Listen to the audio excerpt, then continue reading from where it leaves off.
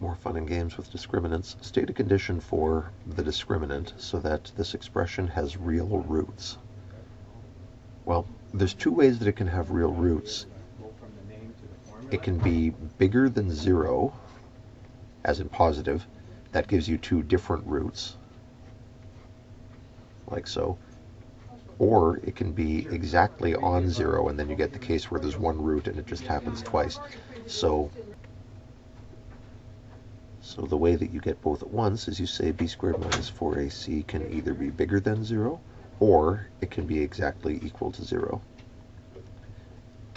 So given that the equation da da da has real roots, state a condition so that the roots are rational. If you want the roots to be rational, well, let's think about how the quadratic formula works. We have minus b plus or minus root b squared minus 4ac all over 2a. If you want this to be rational, it means, well, b is rational already, and 2a is rational already. We need this square root part to be rational. Well, how can a root be rational?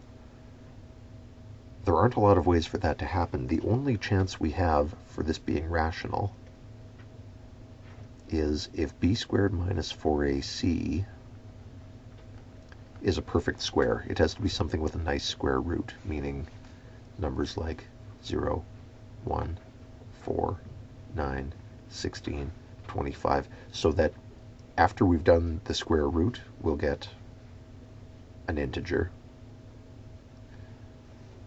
How do we make? So basically we have to say here b squared minus 4ac has to be,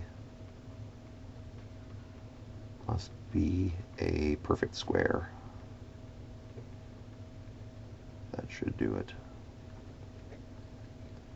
And if you want it to be irrational, well, then you just need the opposite. Then you need b squared minus 4ac must not be a perfect square.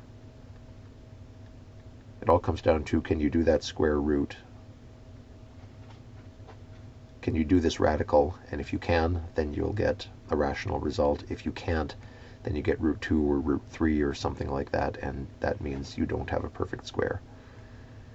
Now, show that the roots of the equation da, da, da, da, da, are always real and rational.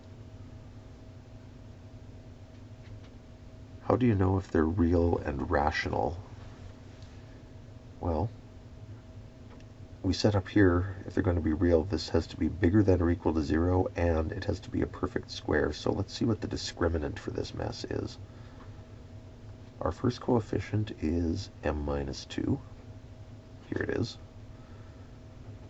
Our second coefficient is, careful, negative 3m minus 2. In other words, it's minus 3m plus 2. And our last coefficient is 2m. So our discriminant is b squared. I'm afraid this is going to be a mess. Minus 4ac.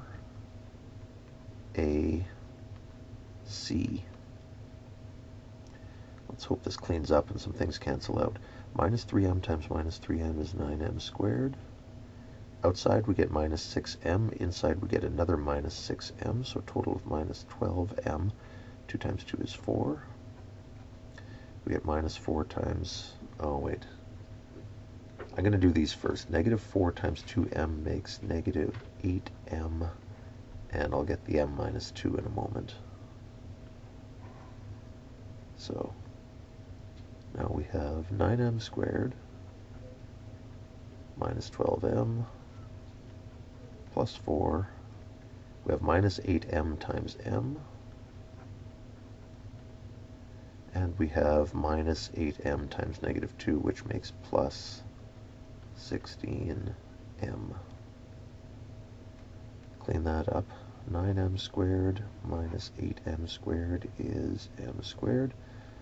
Minus 12m plus 16m is is 4m plus 4. And you can factor that. Not instantly obvious maybe, but it factors to m plus 2 all squared.